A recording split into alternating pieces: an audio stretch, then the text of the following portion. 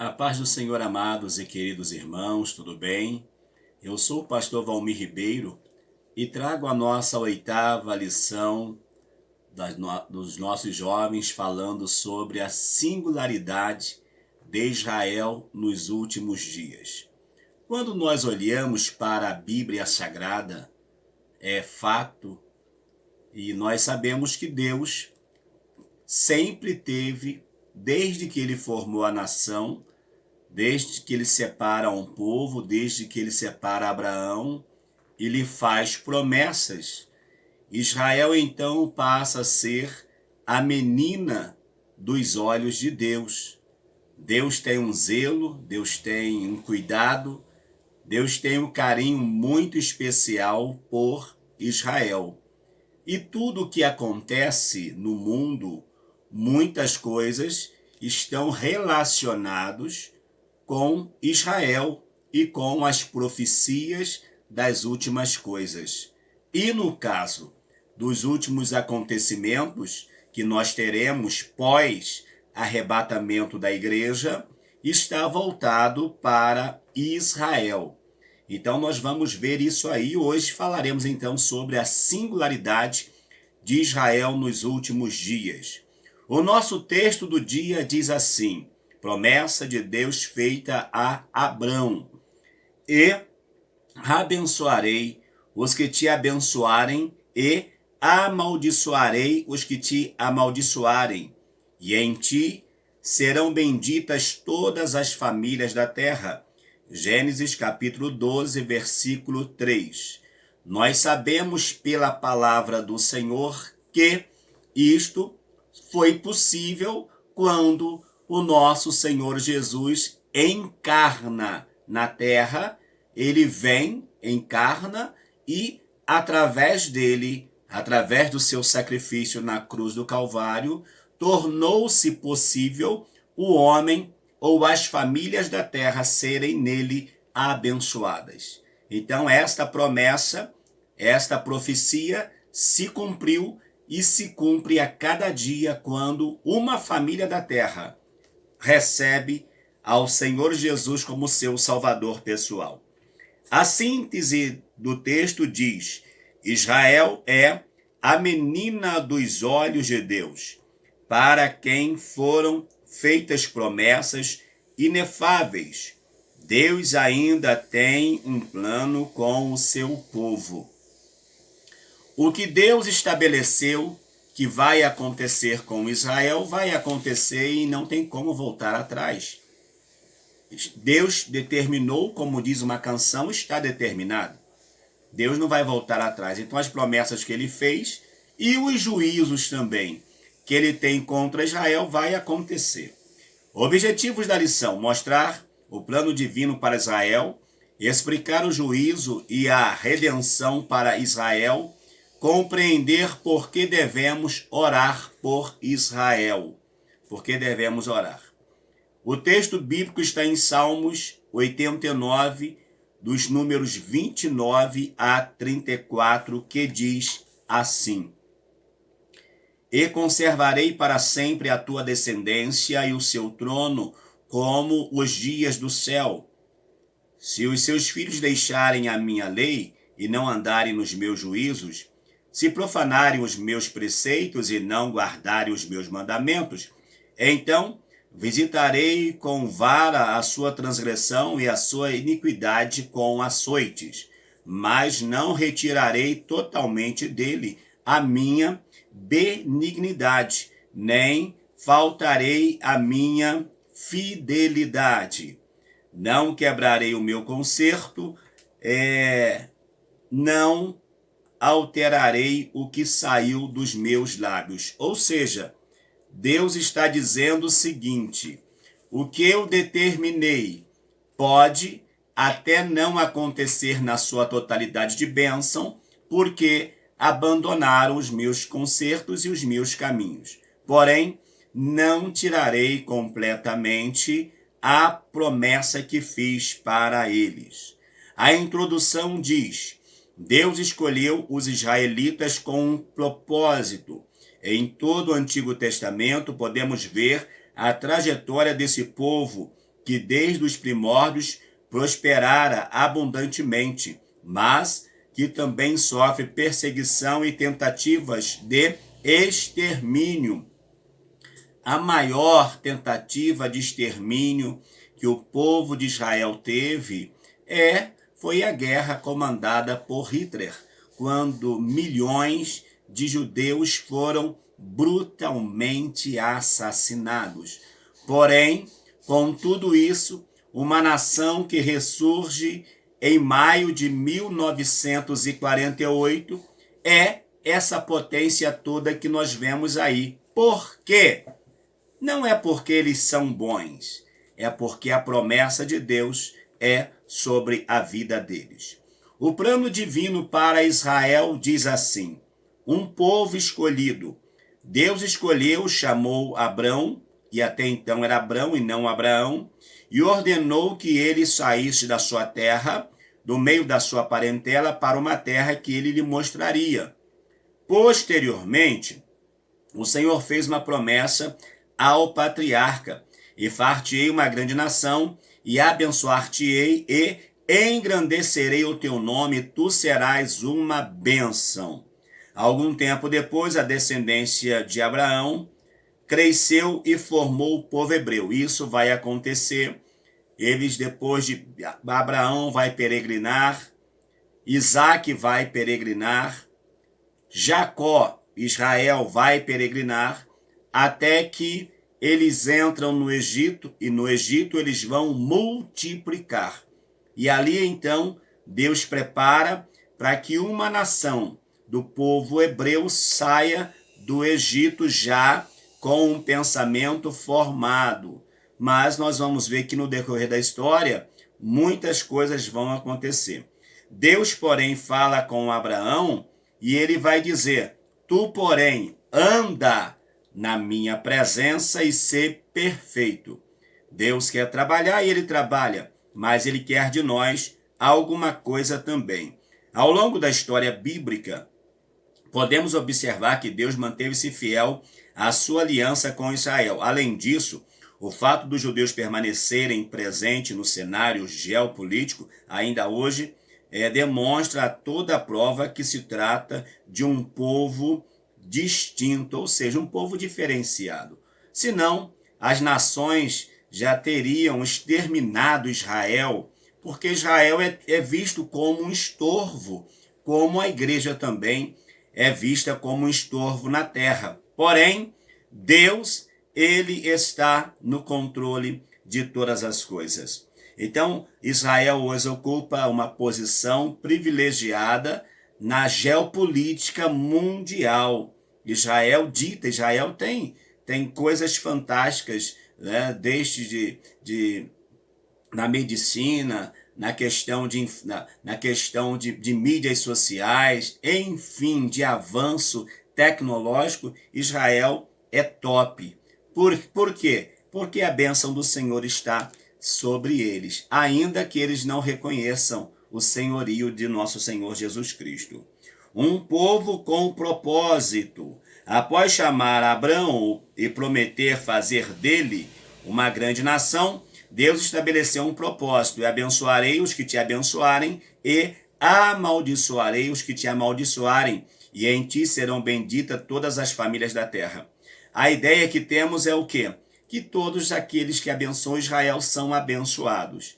Então, as nações que fazem aliança com Israel são nações que serão prósperas não por causa de Israel, mas por causa da promessa do Senhor. Ao longo também daquelas que se levantam contra, estão se levantando contra o próprio Deus. Então Deus vai e fecha a torneira, Deus vai e fecha as riquezas, e eles vão amargar por profundas derrotas. Um povo com um futuro. O futuro glorioso de Israel é uma certeza profética. Podemos observar esta esperança nas Escrituras ao considerarmos as promessas feitas aos patriarcas, ao rei Davi e aos profetas. Para o rei Davi, Deus vai dizer para ele que o seu reino seria eterno, que não faltaria herdeiro para o seu trono. E de fato isso vai acontecer, falando humanamente, porque Jesus é da descendência de Davi. José, o pai, né? O pai emprestado de Jesus é da descendência de Davi. Então, em outras palavras, por isso que o trono de Davi sempre terá um rei. E não é o rei qualquer, né? É o Rei dos Reis e Senhor dos Senhores. Essa esperança também está implícita nas palavras de Jesus quando inquirido pelos discípulos sobre o momento em que restauraria o reino a Israel. O mestre disse que não lhes competia saber aquela informação, deixando subentendido que tal fato aconteceria no futuro. Então, quando Deus vai restaurar Israel, Israel como nação, nós diríamos que Israel já está restaurado, não é verdade? Como nação já está restaurado. Mas, como povo de Deus, falta algumas coisas. Porque Israel, quanto a ser povo de Deus, está desviado da verdade. Isso é fato. Juízo e redenção para Israel. O tempo de angústia para Jacó. Porque aquele dia é tão grande que não houve outro semelhante. E é o tempo de angústia para Jacó. Ele, porém, será salvo dela. Com essas palavras, Deus anunciava pelo profeta Jeremias como seria o tempo da grande tribulação para os judeus. Segundo o pastor Antônio Gilberto, a obra Calendário da Profecia, a grande tribulação, visa em primeiro plano os judeus, mas o mundo todo sofrerá também. Ou seja, a grande tribulação acontece para nós que somos pré-tribulacionista. Nós acreditamos que a igreja vai ser arrebatada antes da grande tribulação. Fechado. Quando a igreja é arrebatada, a tribulação vai ser colocada aqui. A grande tribulação vai ser colocada. Por que eu disse a tribulação? Porque no princípio vai ser tudo paz. Só vai complicar depois dos 3 anos e meio. Aí a grande tribulação vai ter um vulto terrível. E tudo isso, a ideia do anticristo é requerer de Israel a adoração, a aliança. E isso, por um espaço de tempo, vai acontecer. Mas depois eles vão ver que algo está errado. E quando eles não quiserem mais adorar, o anticristo vai partir para cima deles com toda a fúria, como todos têm contra os filhos de Deus. Essa tribulação derradeira, porém, será a mais dramática e angustiante de todas, como já anunciou o profeta Malaquias. E vale a pena dizer que vai abranger todas as pessoas em todos os lugares, a grande tribulação. Não vai ser só em Jerusalém ou em Israel, não, vai ser em todo o mundo. Durante a grande tribulação, após um período de 3 anos e meio, de aparente harmonia, haverá um rompimento entre a besta e o povo de Israel, pois ele porá uma imagem sua no templo de Jerusalém. E, colocando a sua imagem lá, ele vai exigir a adoração. E essa adoração vai culminar com o povo entendendo que aquele ali não é o verdadeiro Messias. O tempo da vitória de Jacó. E nesse contexto de grande aflição que Jesus descerá para socorrer o povo de Israel. Ele descerá sobre o Monte das Oliveiras em Jerusalém, exatamente de onde ele subiu. Jesus, quando dá as suas últimas instruções aos discípulos, ele sobe dali do Monte das Oliveiras. E os varões ou os anjos que estavam ali vai dizer o seguinte: esse mesmo Jesus que vocês viram subir, ele vai descer. E Jesus de fato vai descer, só não pisa mais nessa terra, porque segundo a narrativa bíblica, quando Jesus vem, o monte vai se fender, ou seja, vai partir em 2 partes. Né? E o reino de Deus será um reino ali suspenso. Deus não pisará, Jesus não pisará mais nessa terra, a menos que ele queira, mas ele não vem com essa finalidade. Por quê? Porque ele não precisa mais fazer isso. Ele agora está glorificado. O que ele tinha que fazer como um homem humilde, como um servo humilde, menor do que os anjos, ele já fez quando se encarnou, como retrata bem Paulo aos Filipenses. Agora não. Agora ele vem com toda a sua glória, toda a sua majestade, todo o seu poder. O tempo da vitória de Jacó, então, vai acontecer quando Jesus vier e aniquilar a besta, o falso profeta e o anticristo. Lembrando que a besta é o diabo. A besta é o diabo. A besta fica por detrás do anticristo só levando o anticristo com o falso profeta a tomar as decisões. Então, quando Jesus vier, quem vai inaugurar o lago de fogo e enxofre vai ser o anticristo e o falso profeta, e o diabo, a antiga serpente, será preso por 1000 anos. Mas aí já é uma outra mensagem.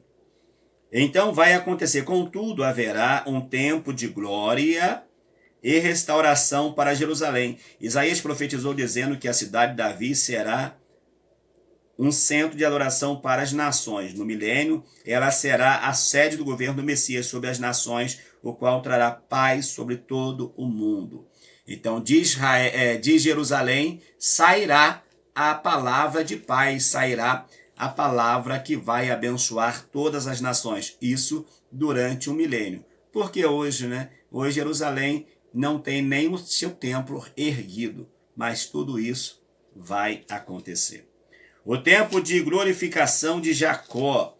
Nós falamos sobre o tempo de angústia, o tempo de vitória e agora o tempo de glorificação. Enquanto a nação de Israel não creu em Jesus Cristo como o Senhor, entretanto, nesses últimos dias haverá um remanescente judaico que reconhecerá Jesus como seu Messias Redentor prometido e em escala nacional todos o aceitarão. Aqui vai acontecer algo fantástico. Vocês se lembram que durante a crucificação de Jesus, Pilatos vai dizer para aquelas pessoas que estavam ali, inclusive os religiosos que estavam incitando o povo a pedir a libertação de Barrabás e a crucificação de Jesus. E Pilatos diz assim: o que faremos desse sangue desse inocente? Eles dizem que o sangue dele caia sobre nós e sobre as nossas gerações. E agora, muitas dessas pessoas, quando o Senhor vir, vão lembrar desta promessa, vão lembrar desta palavra que muitos clamaram dizendo que o sangue podia cair sobre eles. Mas, no meio desse contexto todo de pacto, de apostasia, tem o remanescente fiel que não fará aliança com o anticristo e nem com o falso profeta. Por quê? Por meio do testemunho das duas testemunhas, eles vão reconhecer o Deus verdadeiro. Então, o que nós temos hoje, que é o Espírito Santo que atua em nós pela graça, lá vai ser por força deles. Vai ser algo que vai acontecer por eles mesmos, mas eles serão tocados a reconhecer a Jesus. E eu acredito que ninguém busca Jesus se não for pelo Espírito Santo. E aqui fala que vai ter um remanescente fiel que vai se salvar. E aqui vale dizer que eles vão salvar-se quando? Quando o anticristo com o falso profeta preparar o ambiente da guerra e o povo sair para o deserto, para a guerra do Armagedon. Então eles não vão perceber que eles vão estar entrincheirados, mas lá eles vão clamar pelo Messias e o Messias virá. Ele virá, o Senhor virá. O 3, oremos por Israel. É uma obrigação da igreja orar por Israel. Deus pede que oremos por Israel. O salmista Davi, inspirado pelo Espírito, pediu que orássemos pela paz de Jerusalém. Salmo 122, 6. Em Jerusalém, o Senhor Jesus, ao ver a cidade, chorou e disse: se tu conhecesses também, ao menos neste dia, o que te dá a tua paz, ou a que a tua paz pertence. Jesus chorou, porque ele olhava e via Jerusalém como ovelhas que não tinha pastor, sendo totalmente destruída, né, de uma forma terrível. Mas ele vai inspirar o rei Davi a escrever o salmo para que nós orássemos pela paz de Jerusalém, pela paz de Israel. 2. Jesus pede que oremos por Israel. No sermão profético, Jesus pediu oração para que a fuga dos judeus às vésperas da batalha do Armagedon não acontecesse na estação do inverno e que esse dia específico não fosse sábado. É da vontade de Deus que oremos por Israel. Muitos criticam, acusam, hostilizam e odeiam os judeus, demonstrando um sentimento antissemita. Contudo, o crente deve amar e orar diariamente pela paz de Israel. Primeiro, o povo deve orar porque Israel é povo de Deus, mas ele também tem o compromisso de orar por todos os povos, por todas as nações, até por aquelas nações que são nações que não aceitam o evangelho, mas é nosso dever orar por eles também. E o Senhor Jesus pede para que nós orássemos para que o dia da guerra não desse no inverno. Imagine, eles partindo para o inverno, para o deserto, com 20 graus, né, com 10 graus abaixo de zero. Que coisa! Seria muito difícil, mas só Jesus para ter misericórdia. O dia, né, do inimigo do povo de Deus. O dia que o povo de Deus ele vai receber o ódio de todas as nações, ou de quase todas, ou vai receber o ódio das nações que fizeram a aliança com o anticristo e o falso profeta. À primeira vista pode parecer apenas uma antipatia contra os judeus, entretanto, trata-se, na verdade, de um ódio estabelecido a partir de uma inspiração diabólica. Por quê? Porque o diabo, amados, ele vai lutar sempre contra tudo que é Deus. Contra tudo que se chama por Deus, ele vai lutar. Ele lutou contra os profetas, contra Abraão, contra Isaac, contra Jacó. Lutou contra o próprio Cristo.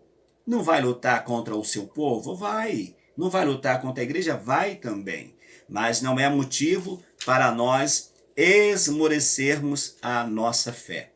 Então a ideia dele é fazer aliança com o mundo, com as nações, para que as nações exterminem Israel. Mas a vitória é sempre do povo de Deus.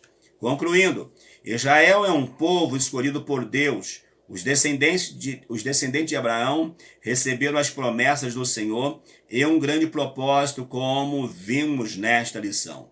Deus ainda tem planos para com seu povo, que terá um reencontro com ele em meio a uma terrível dor. A guerra, é a dor da guerra, é a dor do martírio, pessoas morrendo, só o Senhor.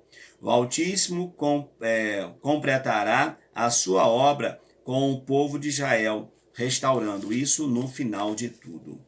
Dia 9, a lição 9, no dia 28, vamos falar sobre o retorno triunfal do nosso Senhor Jesus Cristo. Fique com esta lição e vai ser uma bênção.